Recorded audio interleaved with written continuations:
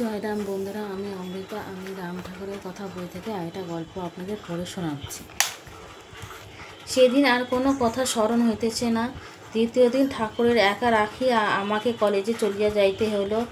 একতলায় শক্তি ওষুধালয় branch manager অনুপবাবুকে ঠাকুরকে একটু দেখাশোনা করার কথা বলিয়া দিয়াছিলাম। 4টে নাগাদ ফিরিয়া আসিয়া শুনিলাম যে ঠাকুর চলিয়া গিয়াছেন। আমি ফিরিয়া না আসা পর্যন্ত অপেক্ষা করিতে ঠাকুর অনুপবাবুকে অনেক অনুনয় করিয়াছিলেন, কিন্তু তিনি তাহার কথায় কর্ণপাত করেন নাই।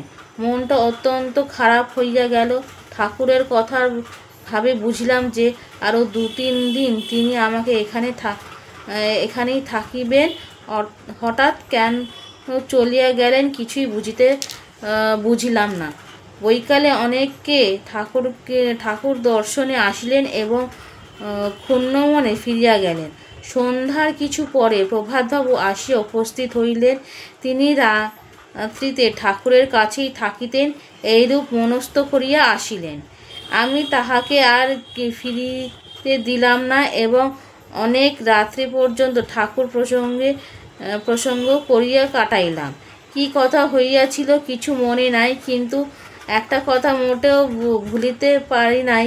সেই আম দেওয়ার ব্যাপারটা শুনিয়া প্রভাতবাবু গোড়ায় বেশ আমোদ অনুভব করিলেন, কিন্তু পরে মনে হইল তিনি চটিয়াছেন। প্রাতঃকালে ওই ভদ্রলোকের সহিত একটা বোঝাপড়া করিবে ইচ্ছাও প্রকাশ করিলেন। আমি প্রমাদ গুনিলাম এবং অনেক আকুতি মিনতি করিয়া তাহাকে নিরস্ত করিলাম। ভোর হইতে না হইতে নিজেই সঙ্গে যাইয়া তাহাকে ট্রামে তুলিয়া দিয়া আসিলাম। সেই দিন কলেজ ছিল না। চা খাইয়াই বাহির হইয়া পড়িলাম।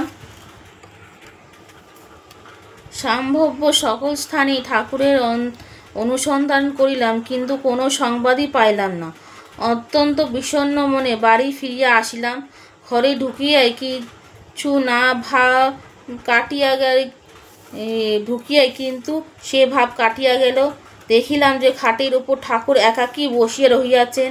জামা ছাড়িয়া হাত মুখ ধুইয়া ঠাকুরের নিকট আসিয়া বসিলাম এবং তাহাকে জিজ্ঞাসা করিলাম যে হঠাৎ তিনি কোথায় গিয়াছিলেন। ঠাকুর বলিলেন, সে সময় প্রায় 17-18 বৎসর পূর্বে তিনি যখন উত্তর পাড়ায় ছিলেন, সেখানে নিকটস্থ কোনো এক গ্রাম হইতে এক ভদ্রলোক তাহার সঙ্গে দেখা করিতে আসেন। ধর্ম কি এবং ধর্ম লাভের উপায় কি, এই বিষয় লইয়া ঠাকুরের সঙ্গে তাহার কিছুক্ষণ আলোচনা হয়। আলোচনান্তে তিনি ঠাকুরের কৃপালাভ করেন এবং নাম পাইয়া গৃহে ফিরিয়া যান।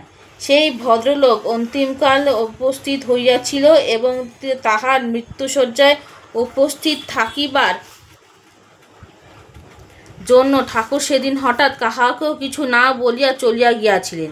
জিজ্ঞাসা করিয়া জানিলাম যে সেই ভদ্রলোকের সঙ্গে ঠাকুরের সেই একবার বই আর কখনো সাক্ষাৎ হয় নাই। তিনি ঠাকুরের সঙ্গে দেখা করিবার চেষ্টাও কখনো করেন নাই এবং ঠাকুরের কথা কাহারও কাছে প্রকাশও করেন নাই। বেদবাণীর 2য় খণ্ডে সম্পাদিকয়েতে আমি এইরূপ একজন ভক্তের উল্লেখ করিয়াছি এবং ঠাকুরের মুখে আরও 2-3 জনের কথা শুনিয়াছি, কিন্তু ইহাদের যতই আলাদা ঠাকুরের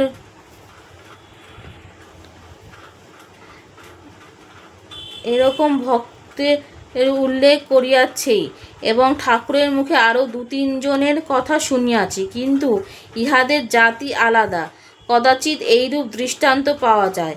ইহারা সমকরূপে বুঝিয়াছিলেন যে গুরুর বাক্যই গুরু, এই বাক্য লইয়াই পড়িয়াছিলেন, আর কোনো কিছুই প্রয়োজন বোধ করেন নাই।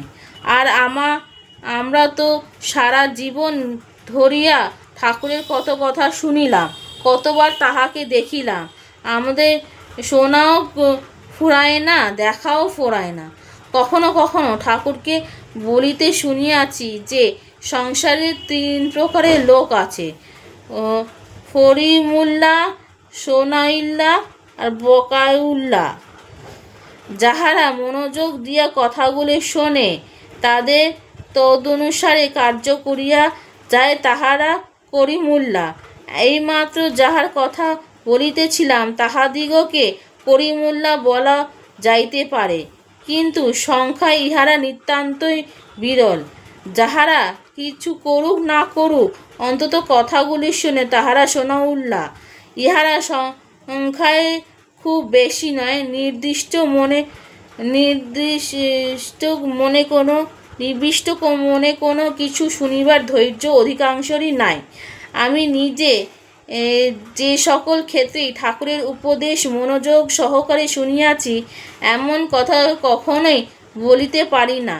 কিছুক্ষণ ঠাকুরের কথা শুনিয়াই সিগারেট টানিবার তাছিলায় বাহিরে চলিয়া গিয়াছি এবং বন্ধুদের লইয়া আড্ডা জমাইয়া বসিয়াছি। ঠাকুরের কাছে ফিরিয়া যাইতে কখনো কখনো হয়তো 1 ঘণ্টা উপর বিলম্ব হইয়া ফিরিয়া যাইতে কখনো কখনো হয়তো 1 ঘণ্টার উপর বিলম্ব হইয়া গিয়াছে। 5-7 জনের মিলিয়া ঠাকুরের প্রসঙ্গ হইতেছে। অনেক ক্ষেত্রেই দেখিয়াছি যে যিনি বলিতেছেন তাহার কথা বড় কেহ একটা লক্ষ্য করিতেছে না, কিন্তু তাহারা থামিবার প্রতীক্ষা নিজে কিছু বলিবার জন্য সকলের মুখ উঁচাইয়া রহিয়াছে। ইহার ব্যতিক্রমও যে কখনো কখনো দেখি নাই, এমন কথা আমি বলিতে চাহি না, কিন্তু আমরা যে বেশিরভাগই বকাউল্লা তাহা নিঃসন্দেহে। আরও একটা কথা এখানে বলা প্রয়োজন মনে হইতেছে।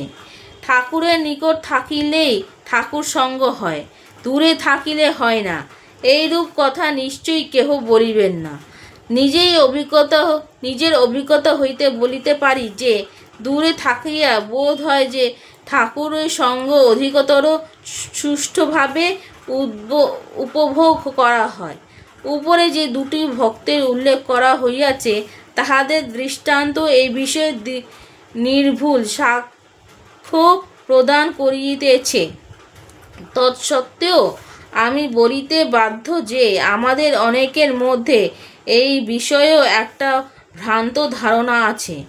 একটি দৃষ্টান্ত সাহায্যে কথাটা বুঝাইতে চেষ্টা করিব।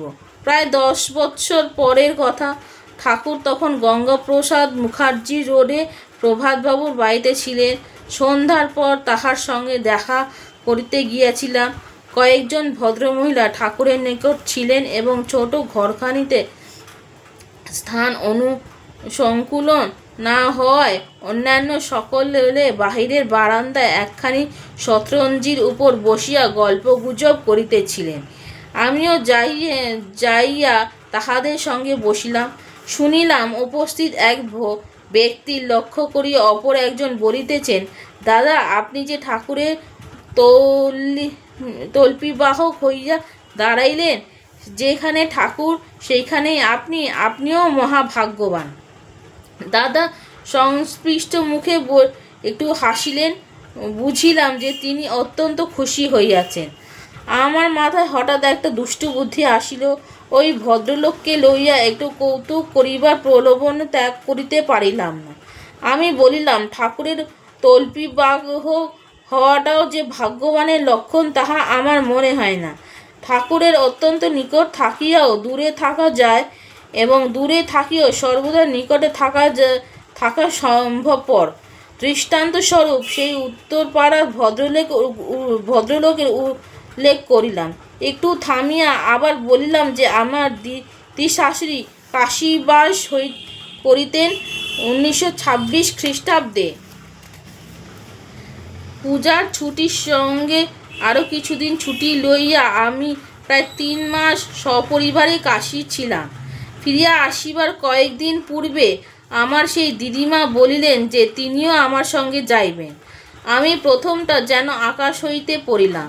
পরক্ষণেই মনে হইল যে তিনি তামাশা করিতেছেন, কিন্তু না, কিছুক্ষণ কথাবার্তা বলিয়া বুঝিলাম যে বৃদ্ধা বাড়ি ফিরিয়া যাইতে কৃতসংকল্প। আমি তাহাকে বলিলাম যে এত কষ্ট করিয়া ছেলে ও মেয়েদের মতো করিয়া কাশী আসিয়াছেন, বিশ্বনাথ বিশ্বনাথ বলিয়া অস্থির হইয়া উঠিলেন। এখন আবার সেই বিশ্বনাথকে ছাড়িয়া দেশে ফিরিয়া চাহিতেছেন কেন? উত্তরে তিনি বলিলেন, যখন দেশে ছিলাম তখন কবে বিশ্বনাথ কৃপা করিয়া আমাকে তাহার কাছে টানিবেন এবং তাহার পরের পায়ের তলায় পড়িয়া থাকিব, দিবানিশি এই চিন্তাই করিতাম। আর এখানে আসিয়া ঠিক ইহার উল্টো হইয়াছে। বিশ্বনাথের কথা বড় একটা মনে হয় না, দিবারাত্রে কেবল দেশের কথাই ভাবি।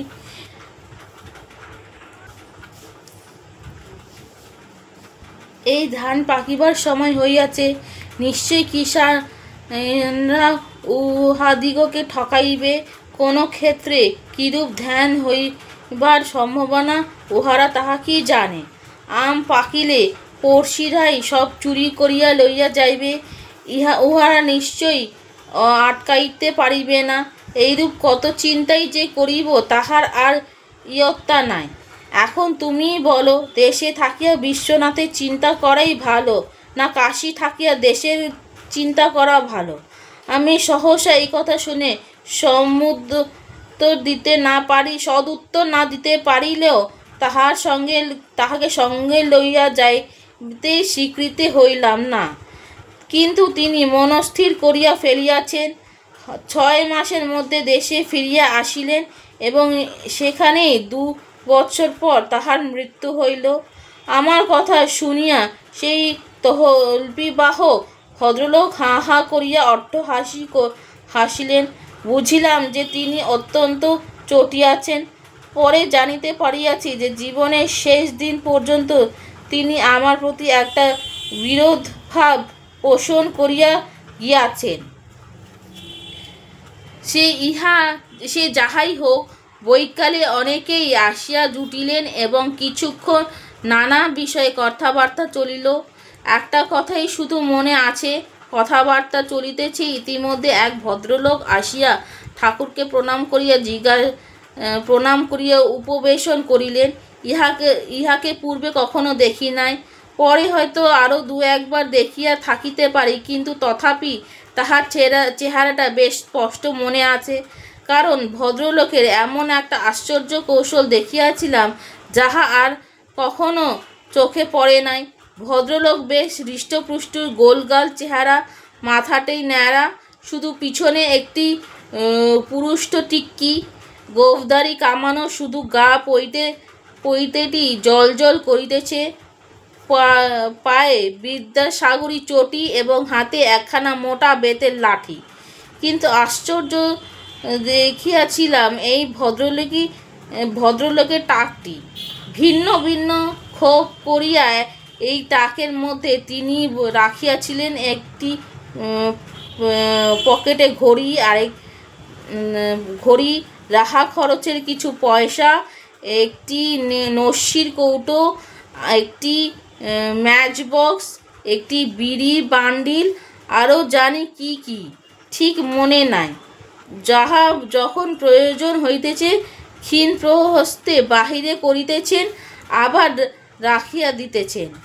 অন্যান্য ক্ষোভগুলি ঠিক যেমন তেমনই রহিয়াছে। অদ্ভুত হাতের কৌশল, এর জন্য তাহাকে একটু ভুলি নাই।